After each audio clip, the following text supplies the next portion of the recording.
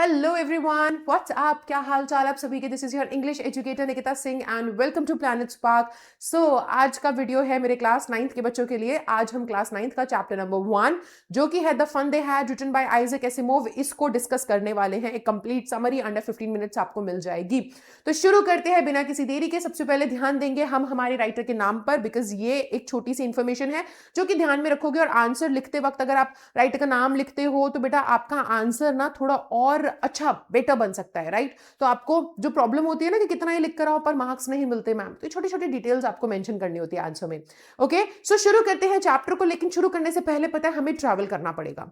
अब आप पूछो कि मैम कहाँ ट्रैवल करना पड़ेगा हम लोगों को। सो यार हम लोगों को ट्रैवल करना पड़ेगा, और ट्रैवल हम कर रहे हैं टाइम ट्रैवल, राइट। तो हम लोग को ना समय में ट्रैवल करके फ्यूचर में जाना है। हम फ्यूचर में ट्रैवल करने वाले हैं और ईयर कौन सा है? ईयर है 2157। सो हम फ्यूचर में जा रहे हैं और हम फ्यूचर की दुनिया कैसी होगी ये देखने वाले हैं आज के चैप्टर में। देखो, छोटा सा एक आपको इंट्रोडक्शन देती हूँ चैप्टर का कि ये कहानी जो है ये दो बच्चों के बारे में है, मार्जी एंड टॉमी के बारे में, जो फ्यूचर के बच्चे हैं 2157 में रहते हैं, यानी कि 100 साल से भी आगे की दुनिया के अंदर वो रहते हैं।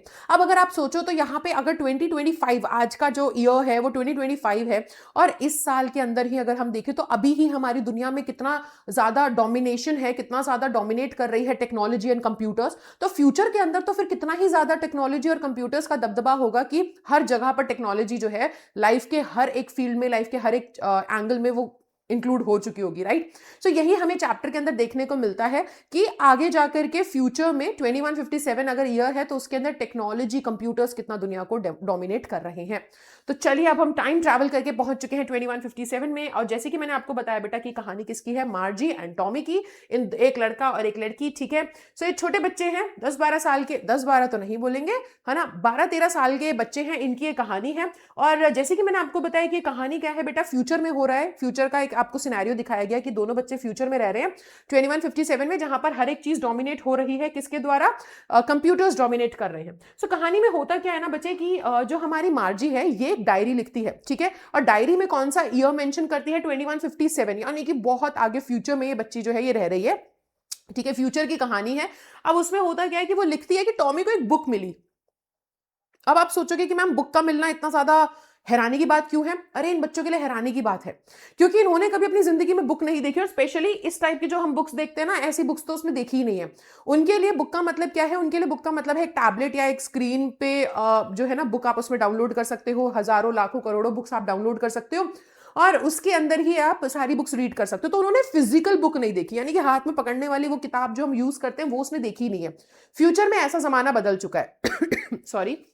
तो अब ना ये उस बुक को देखकर ये बहुत हैरान है और यहीं से हमारी कहानी स्टार्ट होती है, ठीक है। सो अब जैसे ही, अब ये वाली बुक की मैं बात कर रही हूँ जो हम यूज करते हैं, इनको जैसे ही ये बुक मिलती है, टॉमी बताता है मार्जी को कि अरे मुझे एक बुक मिली है, मेरे दादाजी की किताब है।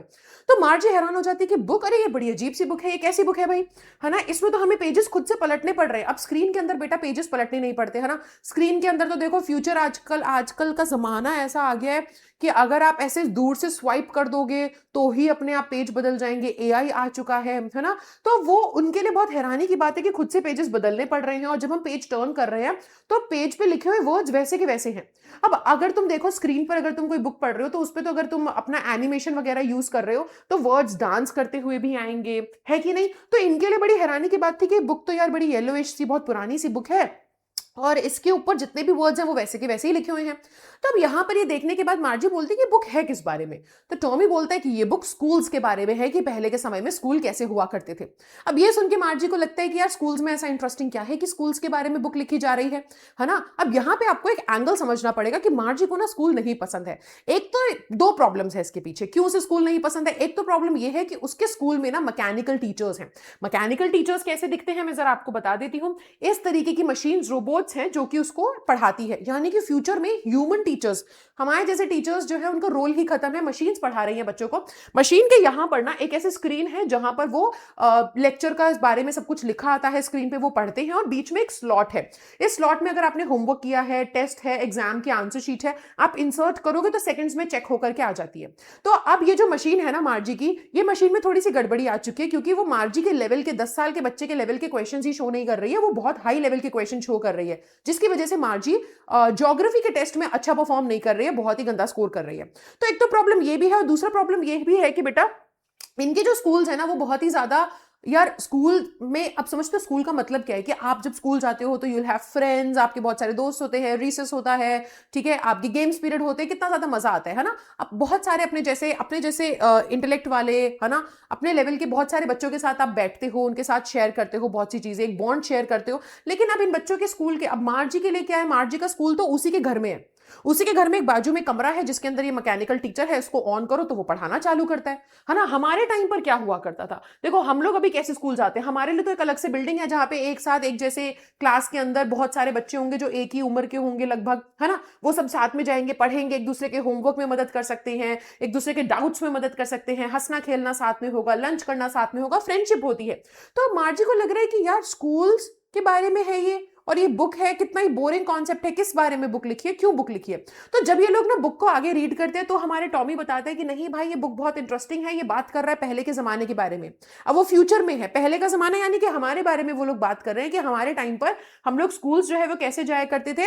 हम लोग स्कूल एक अलग बिल्डिंग हुआ करती थी, उसके अंदर सब बच्चे जाते थे, एक ह्यूमन टीचर हुआ करता था। अब ये दोनों बहस भी करते हैं कि ह्यूमन टीचर, क्या ह्यूमंस के पास इतनी नॉलेज होती होगी कि वो एक बच्चे को पढ़ा सके। अब वो भूल गए शायद बच्चे यहाँ पे कि एक रोबोट को भी ह्यूमन ने ही बनाया है, तो दैट मीन्स ह्यूमंस के पास बहुत नॉलेज है। लेकिन हाँ, इनके बीच में बातचीत होती है इस बारे में, एंड फिर होता क्या है कि जैसे कि मैंने आपको बताया बेटा कि वो यहाँ पे ना सोच में पड़ जाती है कि यार उनकी जिंदगी कैसी होती होगी, और फिर वो यहाँ पे देखने को भी मिलता है कि वो बेचारी को पढ़ाने वाला एक मैकेनिकल टीचर है जिसके अंदर थोड़ी सी गड़बड़ी भी आ चुकी है, जो कि थोड़ा सही से काम भी नहीं कर रहा है, हायर लेवल के क्वेश्चंस भेज रहा होता है ना, मार्जी को शो करता है। तो उसकी मम्मी काउंटी इंस्पेक्टर यानी कि एक मैकेनिकल को, एक मैकेनिकल नहीं बोलेंगे, मैकेनिक को बुलाती है, ठीक है, जिसको काउंटी इंस्पेक्टर बोला है। मैकेनिक आकर के इस मशीन को ठीक करता है, रोबोट को ठीक करता है, और ये मैकेनिकल टीचर सही से काम करने लग जाता है। तो वो काउंटी इंस्पेक्टर बताता है कि नहीं मार्जी बहुत अच्छा परफॉर्म कर रही है भाई, उसको क्वेश्चन ही हायर लेवल के मिल रहे हैं, फिर भी वो अच्छे मार्क्स ले आ रही है, अब मैंने इस मशीन को ठीक कर दिया है, ठीक है। सो अब जैसे ही लेक्चर स्टार्ट होता है और मार्जी पढ़ना स्टार्ट करती है, तो होता क्या है कि मार्जी ना पढ़ते पढ़ते गुम हो जाती है अपने ख्यालों में, और वो सोचती है कि यार इन बच्चों की दुनिया कितनी अच्छी होती होगी ना, उन बच्चों की दुनिया कितनी बढ़िया रहती होगी, कितनी इंटरेस्टिंग होती होगी, कितने मजे करते होंगे, द फन दे हैड, उस बारे में वो सोचती है। क्योंकि उसकी जिंदगी में देखो ना स्कूल का सिस्टम कितना बदल चुका है और हमारे टाइम पे स्कूल का सिस्टम कितना अलग था। तो उसको ऐसा फोमो सा क्रिएट हो जाता है, वो सोचने लग जाती है कि कितने मजे कर रहे होते होंगे, और इसी मजे के बारे में इस चैप्टर में बात हुई है।